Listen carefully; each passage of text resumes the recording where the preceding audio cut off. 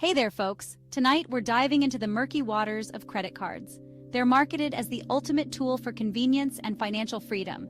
Buy now, pay later, they whisper seductively.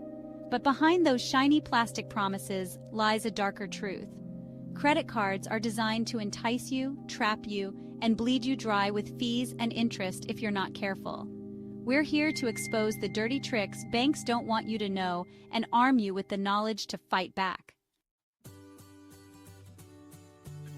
Let's talk about those hidden fees, the ones that quietly nibble away at your hard-earned money. First up, we have the dreaded annual fee. This is a yearly charge just for the privilege of holding the card. Think of it as a subscription to debt. Next, we have late payment penalties, a hefty fine for missing your payment deadline even by a day. Don't forget about foreign transaction fees, sneaky charges for using your card abroad. And then there are the hidden processing fees, lurking in the shadows of every transaction. They might seem small individually, but they add up over time. Now let's talk about the big bad wolf of the credit card world: compounding interest. It's like a snowball rolling downhill. It starts small but can quickly turn into an avalanche of debt. Here's how it works. When you don't pay your balance in full, the bank charges you interest on the outstanding amount. But here's the kicker: that interest gets added to your principal, and then you're charged interest on the interest. It's a vicious cycle designed to keep you trapped. And then there's the minimum payment trap. Banks encourage you to make minimum payments, but this only covers a tiny portion of your debt. The rest keeps accumulating interest, making it seem like you're barely making a dent in your balance. Let's get real with a hypothetical but all too common example. Imagine you have a credit card debt of Rs10,000. Let's say the interest rate is a whopping 24% per year. Not uncommon, folks. If you only make the minimum payments, it could take you over 15 years to repay that debt, and you'll end up paying almost Rs30,000 in interest alone. That's right, you'll pay back almost 3 times the original amount. This is how the credit card industry thrives, by trapping unsuspecting consumers in a spiral of debt. Section 5. The truth about rewards.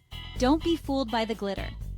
Now let's talk about those tempting rewards and cashback offers. They sound great on the surface, right? Earn points for free flights and merchandise. Get 1% cashback on all your purchases. Don't be fooled. These rewards are not free money. They're designed to lure you into spending more than you can afford. Those premium cards with fancy perks often come with hefty annual fees that can easily outweigh the benefits. And to redeem those rewards, you often have to jump through hoops and meet spending thresholds. Section 6. Playing the credit card game like a high roller. But here's the thing. Wealthy people use credit cards too. The difference is they use them strategically to their advantage. They treat credit cards like tools, not crutches. They pay their balances in full and on time, every single month, to avoid those nasty interest charges. They use credit cards for big-ticket purchases to earn maximum rewards and then pay off the balance immediately.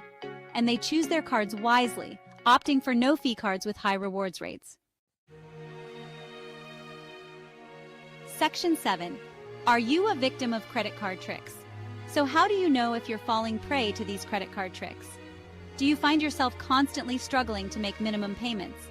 Are you afraid to look at your credit card statements? Have you ever taken out a new credit card just to pay off another one? If you answered yes to any of these questions, it's time to take a hard look at your credit card habits. Section 8. Outsmarting the banks. Simple hacks to save your money. Don't worry, it's not all doom and gloom. There are ways to outsmart the banks and use credit cards to your advantage. First and foremost, always pay your balance in full by the due date. This is the golden rule of credit card use. Next, negotiate with your credit card company. Ask for a lower interest rate or waive annual fees. You'd be surprised how often they say yes. Consider using a budgeting app to track your spending and avoid overspending. And remember, if you're struggling with credit card debt, seek help from a financial advisor.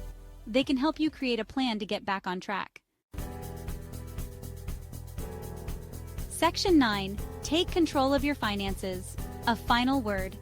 Look, the credit card industry is designed to profit from your ignorance, but you don't have to be a victim.